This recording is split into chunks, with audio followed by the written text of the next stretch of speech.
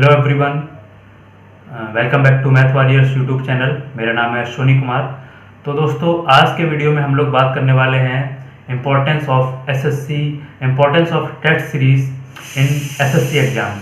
अगर आप कोई भी एसएससी एग्जाम्स की तैयारी कर रहे हो, चाहे वो आपका एसएससी सीजीएल हो या आपका एसएससी सीएचएसएल हो या सीपीओ हो या फिर even stenographer and MTS exams, इन सारे एग्जाम्स को अगर आप पहली बार में क्लियर करना चाहते हैं तो test series plays vital role. इसके बिना आप टेस्ट सीरीज को अवॉइड नहीं कर सकते हो। अगर आप रेगुलर टेस्ट देते हो तो आपका कॉन्फिडेंस समय के साथ बढ़ता जाएगा। और ये काफ़ी लोग ऑलरेडी कमेंट में पूछ रहे थे टेस्ट सीरीज़ के बारे में, और कुछ लोगों ने पर्सनली भी मैसेज किया मुझे कि सर आप कौन सी टेस्ट सीरीज देते थे। तो मैंने सोचा है क्यों ना इसका एक वीडियो बना के इस डाउट का जवाब दिया जाए और साथ ही में इससे एसोसिएटेड और भी जो डाउट्स हैं उनको भी आंसर किया जाए। तो आइए स्टार्ट करते हैं अपना वीडियो। तो टेस्ट सीरीज़ के लिए मैं पहले आपको एक एग्जांपल के थ्रू समझाना चाहूँगा। मैं अपना सेल्फ एक्सपीरियंस आप लोग को बताना चाहूँगा। जब मैंने कोचिंग ली, मैंने 2000 दिसंबर 2016 के टाइम मैंने कोचिंग स्टार्ट की। तो कोचिंग जब मैंने स्टार्ट की तो मेरा हर हफ्ते कोचिंग में टेस्ट होता था। टेस्ट सीरीज जो रहती थी तो हर हफ्ते हर संडे को एक टेस्ट होता था। तो मैंने जब स्टार्ट किया तो मेरा पहले टेस्ट में 200 में से 45 मार्क्स आए थे केवल। तो हालांकि मुझे पता था मैंने अभी कोचिंग हाल ही में स्टार्ट की है, तो इस मतलब डिमोटिवेटेड होने की ज़रूरत नहीं है मुझे, क्योंकि अभी कोचिंग जस्ट स्टार्ट हुई है, अभी सिलेबस तो स्टार्ट ही हुआ है 5-6 दिन पहले ही। तो मैंने सोचा अभी तो धीरे धीरे स्कोर बढ़ेगा।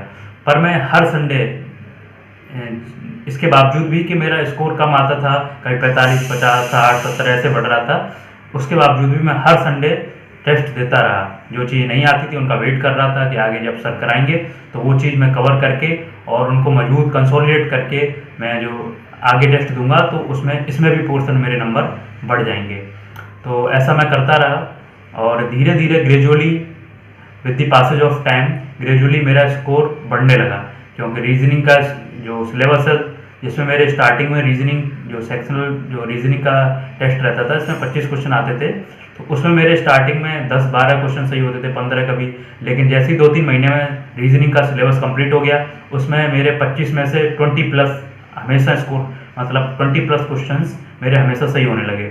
तो वहाँ मुझे कॉन्फिडेंस मेरा बिल्डअप हुआ कि मेरा रीजनिंग सेक्शन है उसमें मेरा स्कोर अच्छा आने लगा है, और मैं कॉन्फिडेंट था कि मतलब रीजनिंग का पेपर अगर होगा तो मैं इसमें 40+ मार्क्स लेके आऊँगा।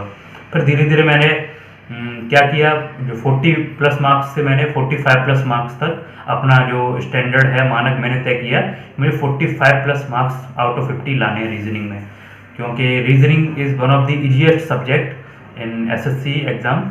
सो मैंने रीजनिंग को इस तरह से टैकल किया। और वो टेस्ट आप टेस्ट देते रहते हैं तो टेस्ट के साथ ही आपकी रीजनिंग इम्प्रूव होती रहती है। टेस्ट पहले आप बेसिक्स की प्रैक्टिस कर लो, उसके बाद टेस्ट देते रहो, तो उससे आपके मार्क्स हैं वो अच्छे खासे बढ़ने लगते हैं। उसके अलावा अन्य सेक्शन है जैसा कि क्वांट है। स्टार्टिंग में जब सिलेबस स्टार्ट हुआ तो मुझे क्वांट के जो अर्थमेटिक पोर्शन था उसमें थोड़ा प्रॉब्लम होती थी। तो धीरे धीरे मैंने जैसे मेरा सिलेबस कंप्लीट होता गया, मैं उनको कंसोलिडेट करता गया, कंसेप्ट्स को रिवीजन करता गया।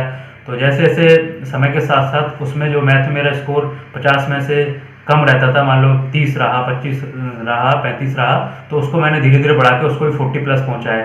जैसे जैसे सिलेबस खत्म होता गया अर्थमेटिक का और एडवांस का, मैंने उसको भी मैं देखता गया कहाँ मेरे वीक पॉइंट्स हैं, कहाँ मेरे हर टेस्ट में नंबर कम आ रहे हैं, क्या वो टॉपिक्स हैं जो मैं ऑलरेडी पढ़ चुका हूँ उनमें भी मेरे नंबर क्यों कम हो रहे हैं, क्या गलती, क्या जो सिली मिस्टेक है वो हो रही है कि नहीं, अगर वो हुई तो उनको आगे से अवॉइड करना।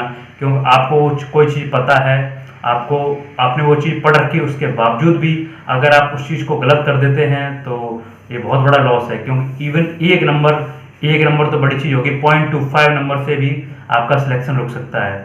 और मैं इसकी वैल्यू समझ सकता हूँ कि मेरा 0.25 से मेरी फर्स्ट जो पोस्ट प्रेफरेंस थी वो नहीं मिली थी, केवल 0.25 मार्क्स से। सेकंड पोस्ट प्रेफरेंस मुझे मिली थी जो मैंने भरी थी सीजीएल में।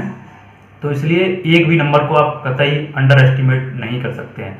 तो इसके अलावा आप इंग्लिश हो गया, आपका जीएस हो गया, आप जब टेस्ट देते हैं तो धीरे धीरे ग्रेजुअली आपको समझ में आता है कि ये पोर्शन में आप नंबर कम स्कोर कर रहे हैं, जैसे आप जैसे कि आप टेस्ट दे रहे हैं, आपने देखा इकोनॉमिक्स वाले पोर्शन में आपका स्कोर पहले से काफ़ी कम हो रहा है।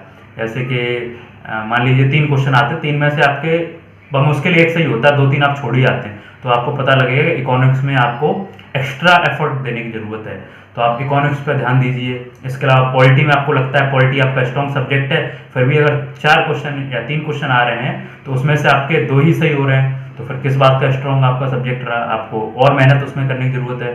तो ये सब चीज़ें आपको टेस्ट के थ्रू ही पता चलती हैं। ये सब प्रैक्टिस मैचेस हैं। जब आप फाइनल मैच जो आपका होता है, जो फाइनल एग्जाम होता है, उससे पहले ही आपके सारे प्रैक्टिस मैचेस की तरह हैं।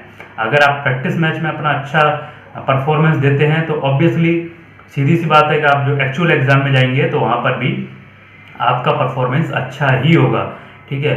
और ये मैं अपने एक्सपीरियंस के साथ और अदर टॉपर्स हैं जो मेरे कुछ फ्रेंड्स भी हैं जिनकी अच्छी रैंक आई थी और वो आज अभी एसएससी सीजीएल के थ्रू अच्छी अच्छी पोस्ट पर हैं, तो हम लोग बात करते हैं तो टेस्ट सीरीज़ की इंपॉर्टेंस सीधे सीधे सामने आती है। तो इसीलिए मैं आप लोग को बताना चाहता हूँ, आप कभी जैसे आपके कभी क्या होता है टेस्ट में स्कोर कम आता है, ठीक है, आपका स्कोर कम आया तो आप लोग डिमोटिवेट हो जाते हैं कि अरे स्कोर कम आया, तो आप टेस्ट देना ही छोड़ देते हैं।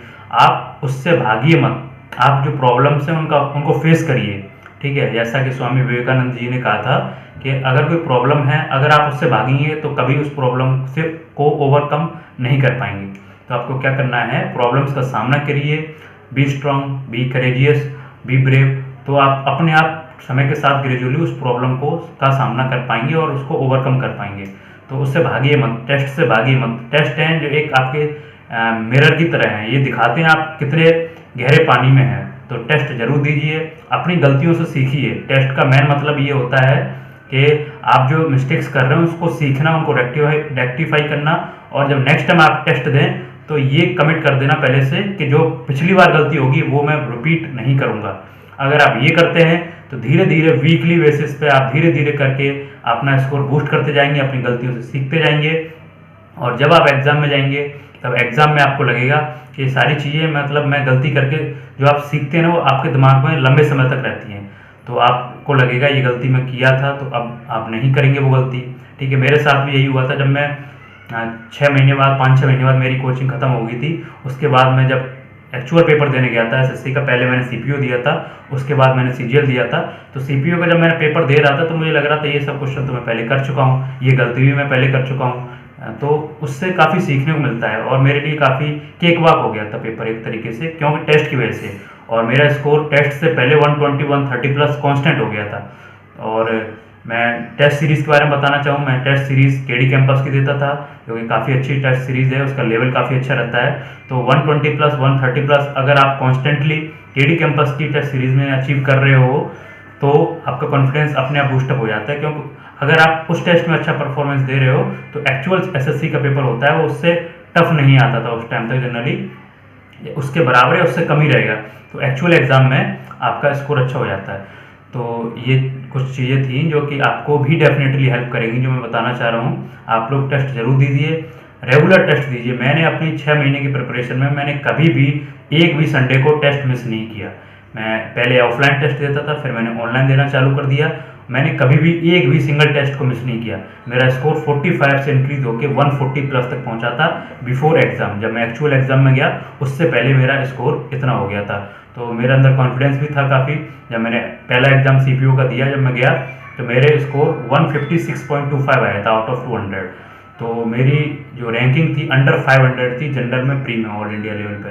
तो इसने मुझे और कॉन्फिडेंस दिया। फिर मैं सीजीएल में भी गया, वहाँ भी मेरा स्कोर अच्छा आया।